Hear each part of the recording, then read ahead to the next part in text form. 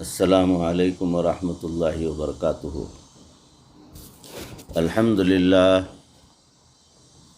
للہ وکفی وسلام علی عبادہ الذین اصطفی والتقی والعفاف والغنی، اما بعد فقد قال اللہ تبارک وتعالی فی القرآن المجید والفرقان الحمید، فأعوذ باللہ من الشیطان الرجیم، بسم اللہ الرحمن الرحیم۔ افحسبتم انما خلقناکم عبثا وانکم الینا لا ترجعون، صدق اللہ مولانا العظیم۔ اللہم صل علی سیدنا و مولانا محمد وبارک وسلم کما تحب وترضى عدد ما تحب وترضى۔ محترم و مکرم ناظرین، حاضرین، سامعین، بھائیوں، بزرگوں اور دوستوں، معزز خواتین، ہماری ماں بہنوں،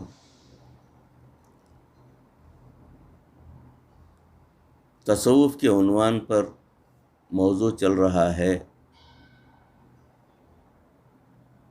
رزق کی تقسیم۔ اللہ رب العزت اپنے بندوں کو رزق کیسے پہنچاتے ہیں اور کس طریقے سے رزق ان تک پہنچتا ہے، اس تعلق سے پچھلے مضمون میں بھی آپ نے سماعت کیا ہوگا۔ موجودہ مضمون بھی وہی اسی عنوان پر ہے، چل رہا ہے کہ تفسیر مظہری میں لکھا ہے کہ حضرت جعفر بن محمد رحمۃ اللہ علیہ فرماتے ہیں کہ رزق کے معاملے میں اللہ تعالیٰ کی رحمت و مہربانی بندوں پر دو طرح کی ہیں۔ پہلی بات تو یہ ہے کہ اللہ تعالیٰ ہر ایک ذی روح کو اس کے مناسب حال، غذا اور ضروریات عطا فرماتے ہیں، اور دوسری بات یہ ہے کہ وہ کسی کو اس کا عمر بھر کا پورا رزق ایک ہی وقت میں نہیں دے دیتے۔ اگر بیک وقت دے بھی دیتے تو اول تو اس کے لیے اس کی حفاظت کرنا بھی مشکل ہو جاتی، اور دوسرا یہ کہ وہ جتنی بھی حفاظت کر لیتا وہ پھر بھی سڑنے، گلنے اور خراب ہونے سے بچ نہیں پاتا۔ جہاں تک رزق کا تعلق ہے تو اللہ تعالیٰ دے ہی دیتے ہیں۔ ضروری نہیں ہوتا کہ بڑے بڑے کاروبار کرنے والوں کو ہی اللہ تعالیٰ رزق دیں گے۔ رزق کا معاملہ جدا ہے۔ ہم نے دیکھا کہ اللہ تعالیٰ ان پڑھ لوگوں کو بھی وافر مقدار میں جو ہے رزق دے دیتے ہیں۔ مجھے ایک صاحب حج کے موقع پر ملے، وہ کہنے لگے کہ میں نے ہسپتال بنانے کے لیے کروڑوں روپے مختص کیے ہیں۔ میں نے ہسپتال بنانے کے لیے پہلے ہی سے کروڑوں روپے جو ہے حفاظت سے رکھے ہوئے ہیں۔ یہ سن کر ہمیں بڑی خوشی ہوئی کہ یہ فلاحی کام کر رہے ہیں۔ پھر انہوں نے کاروبار کی تفصیل بھی بتائی۔ تھوڑی دیر کے بعد ہمیں سارے گروپ کے لیے ایک ورق بنوانا پڑا، چونکہ وہ ہمارے ہی گروپ میں تھے، اس لیے میں نے ان سے کہا کہ آپ ہی لے لیں۔ وہ کہنے لگے جی ہاں، میرے انگوٹھے پر سیاہی لگائیں۔ میں نے ان سے پوچھا کیا بات ہے؟ یہ کہنے لگے مجھے سائن کرنے نہیں آتا، چنانچہ ان کروڑوں پتی آدمی نے وہاں انگوٹھے کا ٹھپا لگایا اور کاغذ وصول کیا۔ کسی کو چاہتا ہے تو حلیم چاول کے ذریعے سے رزق دے دیتا ہے، اور کسی کو چاہتا ہے تو مرغ پلاؤ کے ذریعے سے رزق دے دیتا ہے۔ کسی کو پروردگار چاہتا ہے تو خلفی کے ذریعے سے رزق دے دیتا ہے۔ ہم نے ایک ایسے بندے کو دیکھا جس کو اللہ تعالیٰ نے لسی کے ذریعے رزق دیا ہوا ہے۔ اس نے لسی کے ٹینک بنائے ہوئے تھے، مشینوں کے ذریعے لسی بن رہی تھی اور ٹینکوں میں آ رہی تھی۔ گھر میں پانی کا جو پمپ لگایا جاتا ہے وہ اس نے لگایا ہوا تھا، اور اس سے آگے اس نے 10-15 ٹوٹیاں یعنی نل لگائے ہوئے تھیں۔ وہ نل کھولتا اور گلاس میں لسی بھر کر دے دیتا۔ وہاں لائن لگی ہوتی تھی۔ ہم نے وہاں تقریباً 250 بندوں کی لائن دیکھی۔ اللہ تعالیٰ اس کو لسی کے ذریعے رزق دے رہا ہے۔ اب اگر کوئی کہے کہ کیا کاروبار کرتے ہو تو کہتا ہے کہ لسی کا کاروبار کرتا ہوں۔ اس عاجز سے تعلق رکھنے والے ایک صاحب ہیں، ان کا چائے کا دکان ہے۔ عام تصور یہ ہے کہ دکان سے روزانہ 100-200 روپے مل جاتے ہوں گے، لیکن انہوں نے ایک مرتبہ اپنے حالات لکھے تو میں حیران ہوا۔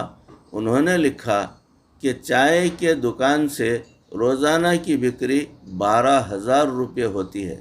سبحان اللہ! جس کی روزانہ 12,000 روپے کی سیل ہو، اس کا منافع کتنا ہوگا؟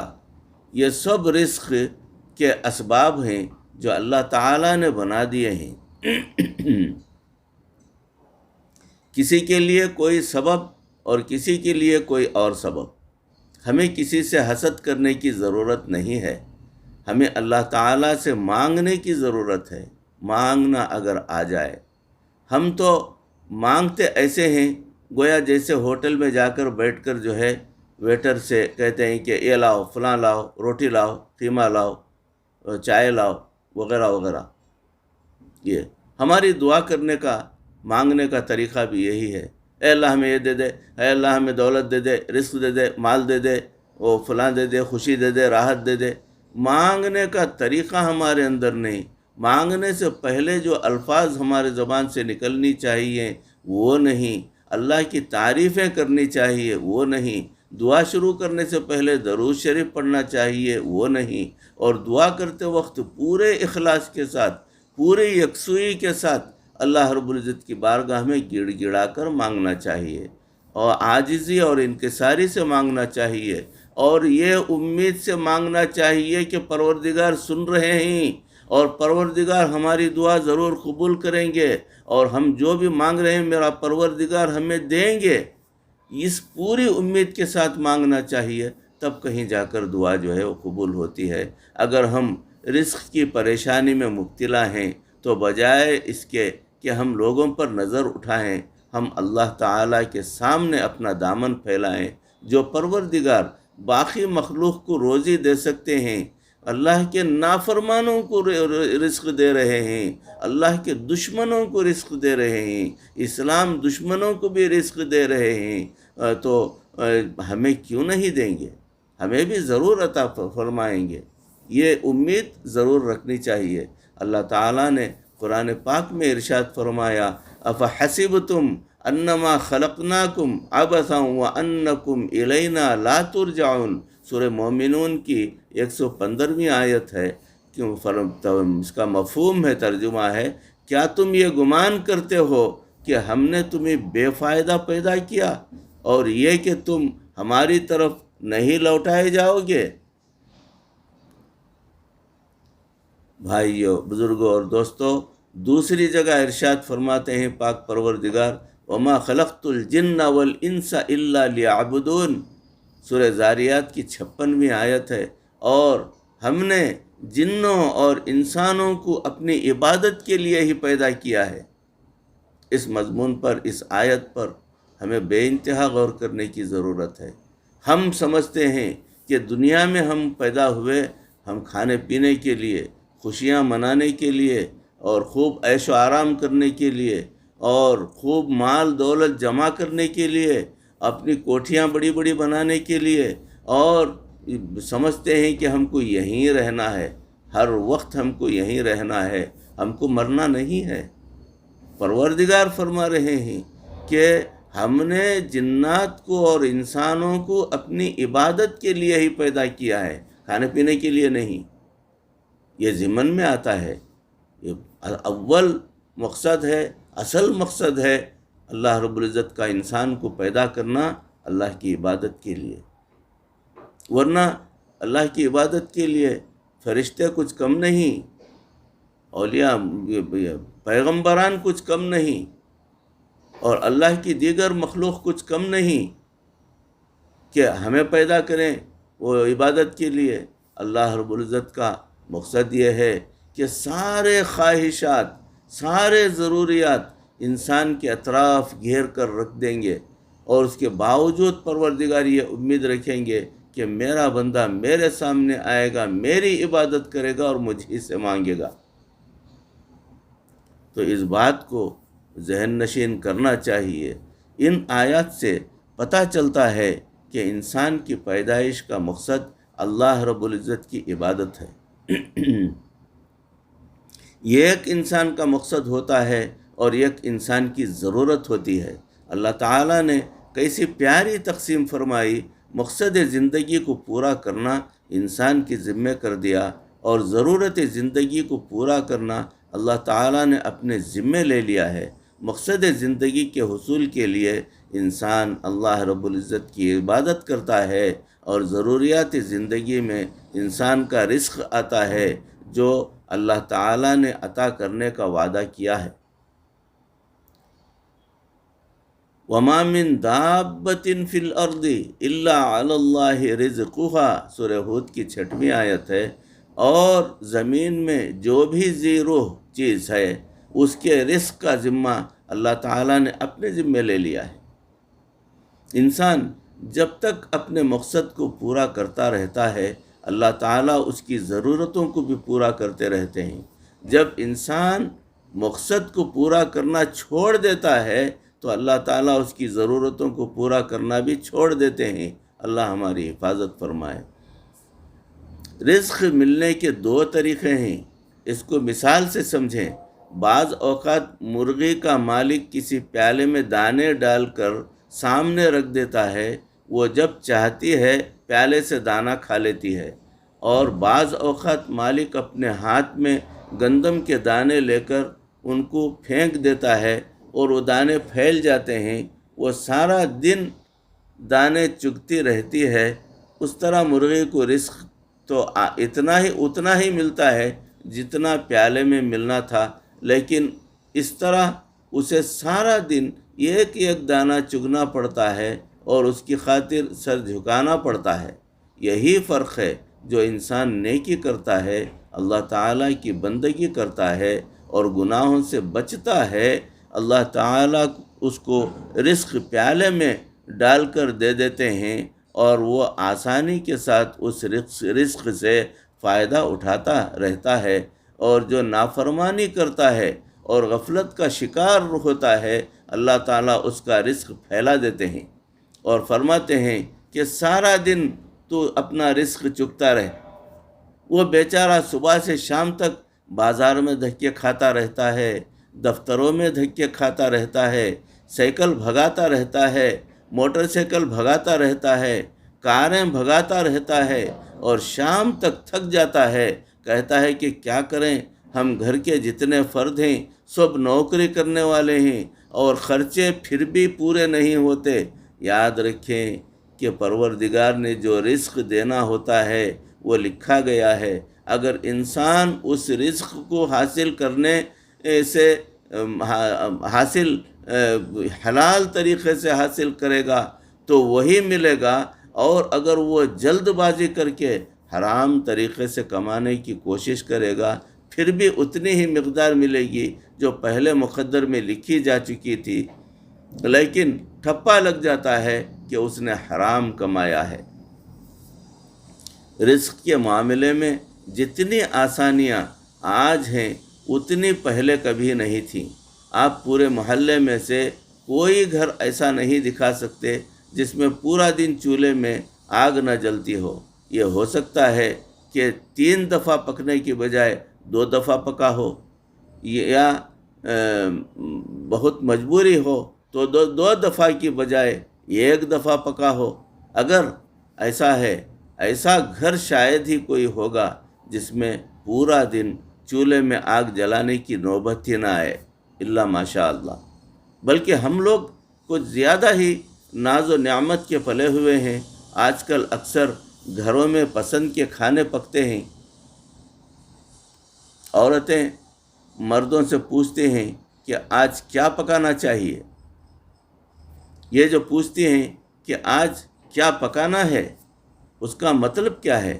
مطلب یہ ہے کہ پسند کے کھانے پکتے ہیں، ان کے سامنے چوائس ہوتا ہے، چاہیں تو یہ پکا لیں گے اور چاہیں تو وہ پکا لیں گے، اسی کو تو پسند کا کھانا کہتے ہیں۔ صحابہ کرام رضوان اللہ تعالی علیہم اجمعین کے دور میں کیا حالت تھی؟ سیدہ عائشہ صدیقہ رضی اللہ تعالی فرماتی ہیں، عائشہ صدیقہ رضی اللہ تعالی عنہا فرماتی ہیں کہ ہمارے گھر میں وہ 2 مہینے چولہے کے اندر آگ نہیں جلا کرتی تھی، حتیٰ کہ چولہے کے اندر گھاس اگ آیا کرتی تھی۔ اب بتائیں کہ چولہے کے اندر گھاس کب اگتی ہے؟ جب کئی ماہ آگ نہ جلے تبھی گھاس اگ سکتی ہے۔ آپ فرماتی ہیں کہ 2 کالی چیزوں پر ہمارا گزارا ہوتا تھا، ایک کھجور اور ایک پانی۔ آج کے دور میں تو ہم تصور بھی نہیں کر سکتے، لیکن جتنے شکوے رزق کے بارے میں آج پروردگار کے ہیں، اتنے پہلے کبھی نہیں تھے۔ ہر بندے کی زبان پر شکوہ ہے، 3 ٹائم کھانے والے کی زبان پر بھی اللہ کا شکوہ ہے، اور درمیان میں 3 دفعہ چائے پینے والے کی زبان پر بھی اللہ کا شکوہ رہتا ہے۔ وہ 3 دفعہ کھانا کھاتا ہے اور 3 دفعہ چائے کے نام پر بسکٹ وغیرہ سب کھاتا رہتا ہے، اور پھر اس کے بعد شکوے کرتا ہے کہ رزق کی بڑی تنگی ہے۔ ہمارے ذمے حق بندگی ادا کرنا تھا، ہم وہ ادا نہیں کرتے، اور جو اللہ نے اپنے ذمے لی تھی اس کے پیچھے بھاگتے پھرتے ہیں۔ ہمیں کوئی کم عقل اور بے وقوف نہ کہے تو اور کیا کہے گا؟ اگر انسان اللہ تعالیٰ کے حکموں کے مطابق چلتا رہے تو اللہ تعالیٰ اس میں برکت دے دیتے ہیں، اور اگر کوئی خلاف شرع کام کرتا ہے تو رزق کی برکت کو ہٹا لیتے ہیں۔ جو انسان اللہ تعالیٰ کو راضی کرے گا، اللہ تعالیٰ اس کو عافیت والا رزق دیں گے، اور جو اللہ تعالیٰ کو ناراض کریں گے اللہ تعالیٰ ان کو الجھا کر رکھ دیں گے، اور پھر رزق کے پیچھے جوتیاں چٹکاتے پھریں گے، اور ادھر ادھر بھاگتے پھریں گے، کوششیں کرتے پھریں گے، اور پریشان حال ادھر ادھر بھاگتے پھریں گے کہ بھوک لگ رہی ہے، کھانے کا انتظام نہیں ہے، کھانا کہاں سے ملے گا، حلال طریقے سے ہو کہ حرام طریقے سے ہو، کیسے بھی ہو مل جائے، اس کے پیچھے بھاگتا پھرے گا انسان۔ جب پروردگار عالم نے سب کے رزق کا ذمہ لے لیا ہے تو وہ رزق پہنچاتے ہیں، لیکن انسان کے لیے پریشان ہوتے ہیں۔ جب انسان اس کے لیے پریشان ہوتے ہیں جب باقی مخلوق پریشان نہیں ہوتی۔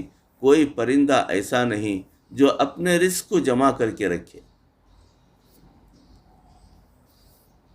جن کی اللہ پر توکل ہوتی ہے انہیں ہمیشہ رزق ملتا رہتا ہے۔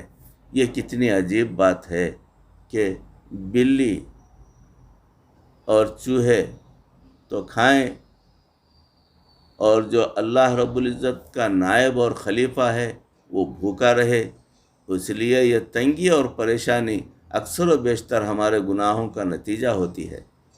ہمارے گناہ بڑھتے جا رہے ہیں، گناہوں کی نحوست سے ہمارے رزق کو تنگ کر دیا جاتا ہے، ورنہ جو پروردگار عالم حضرت موسیٰ علیہ السلام کی قوم کو من و سلوہ کھلا سکتے ہیں، کیا وہ امت محمدیہ کو من و سلوہ نہیں کھلا سکتے؟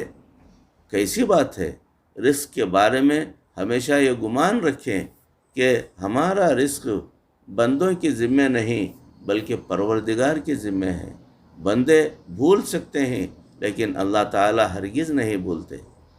آپ نے ایک اژدھے کے بارے میں سنا ہوگا، وہ آنکھوں سے اندھا تھا اور ایک کوا اس کے منہ میں پانی ڈالتا تھا، اللہ تعالیٰ اس کو یوں رزق پہنچاتے تھے۔ تو پروردگار جو ہے کسی بھی طریقے سے کسی کو بھی رزق پہنچا دیتے ہیں جس کا ہم کو تصور بھی نہیں ہوتا۔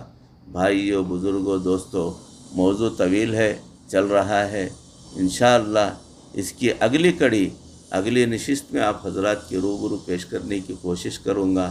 اللہ رب العزت ان کہی سنی باتوں کو ہمارے دلوں کے اندر اتار دے، ہمارے دل اور دماغوں کے اندر اتار دے، اور ان باتوں کو جو ہے مضبوطی سے ہم پکڑ لیں اور اس کے اوپر عمل کرنے کی کوشش کریں۔ اللہ رب العزت ہمیں ہدایت عطا فرما۔ اے پروردگار ہمیں ہدایت عطا فرما۔ اے اللہ ہمارے دلوں کو کھول دے۔ اے اللہ ہمارے دلوں کے اندر تجھ سے ہونے والی کا یقین جو ہے ہمارے دلوں کے اندر پیدا فرما دے۔ ہمیں نیک اعمال کرنے کی توفیق عطا فرما۔ گناہوں سے پروردگار ہم سب کی حفاظت فرما۔ اے اللہ مرتے دم تک کسی کا محتاج نہ بنا، ایمان پر اور کلمہ والی موت کے ساتھ ہمارا خاتمہ فرما۔ وآخر دعوانا ان الحمد للہ رب العالمین۔ السلام علیکم ورحمۃ اللہ وبرکاتہ۔